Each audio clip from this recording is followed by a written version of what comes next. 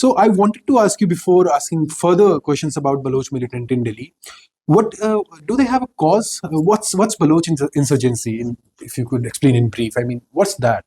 Well, this question again for your viewers, I have to explain that I wrote a book in 2000. It's an e-book. It's called Baloch Militant in Delhi, and I met activists and people who are involved in the struggle inside Balochistan as well as outside Balochistan. So there is a big Baloch diaspora which is active across the world, and they are also active in keeping the cause of whatever Baloch autonomy or freedom, whatever they believe in. And my idea was that I wanted to explore the cause of this Baloch freedom, or whatever they want, what was their aspiration. Because I had a good friend of mine called Mr. Kutti, who's basically a Malayali.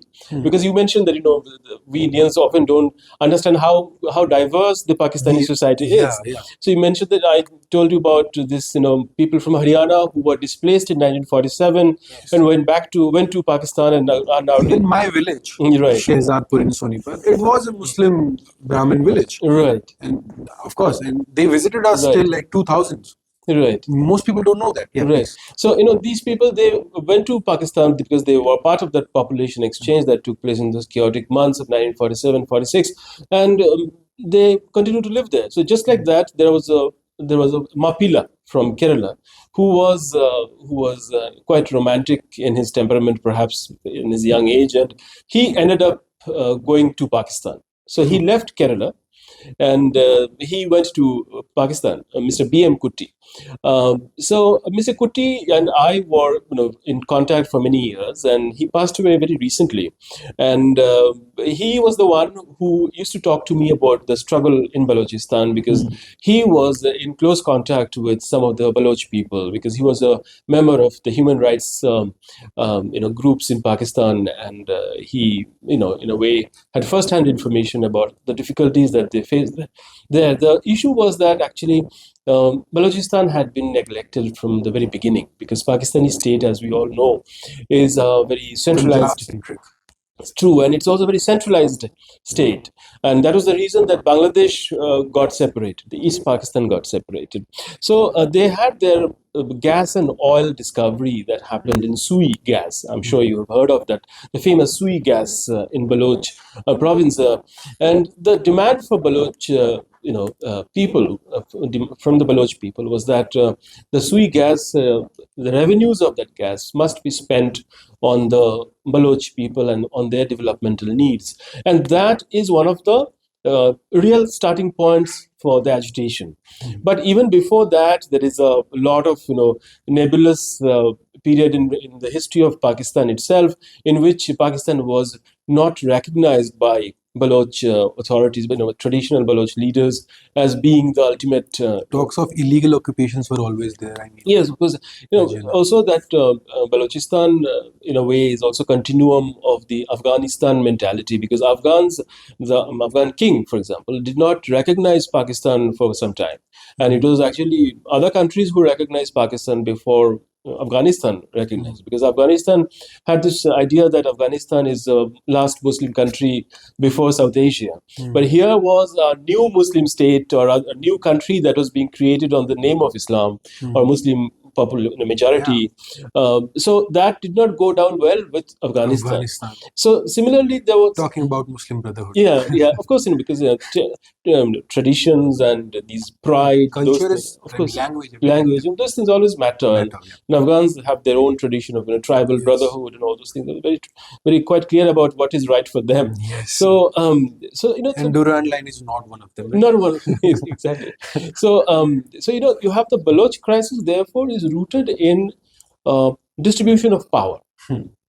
It is about distribution of resources. It is about distribution of local governance rights, and of course the excess use of military might when it comes to containing militancy. So what has really worsened the situation from the early 1970s, that is from 1973 onwards, and the situation actually was escalated by none other than Zulfikar Ali Bhutto. Because it was during his time that the first crackdown on the Baloch militants took place. And the Baloch militants in 1973-74, they received the blowback for the creation of Bangladesh. Because Pakistan, having lost in Bangladesh, in East Pakistan, they were absolutely focused on containing the Baloch militancy inside Balochistan. So there was a lot of attack on the Baloch activists, and including people like Mr. Kutti that I just mentioned. He also suffered in that crackdown. So that period was, in a way, something that was a tradition that was handed down for the Baloch militants later on. So in 2017 and 16, when the Baloch militancy once again saw the spike in the fight, it was because the tradition of 1973 was being revived. So it was a long struggle. It is also as old as, say, the history of modern Pakistan itself, and it has been part of the Pakistani history. And today, the number of disappeared people and their causes from Balochistan rarely gets that sort of publicity inside Pakistan. But in rest of the world, say for example in Europe and in some of the say Indian media, it keeps coming up from time to time. So yeah, we do keep track of the situation inside Pakistan, especially in Balochistan, because of the humanitarian situation that it presents us with. They have a real case. I mean, it is something, right? That's what, Especially the humanitarian case has to be addressed. I mean, more than the political. Yeah, at least, because this is the at least case. I mean, they have to deal with the missing people. Where have they gone? Where are the disappeared people? There are men and women. They have been lifted from home who never returned. If they are in jail or something else happened to them, these things must be clarified to Baloch mothers and their family members of those boys and girls who are missing. Sounds a lot similar to something that we've been dealing with. Yes, South Asia has many such places, right?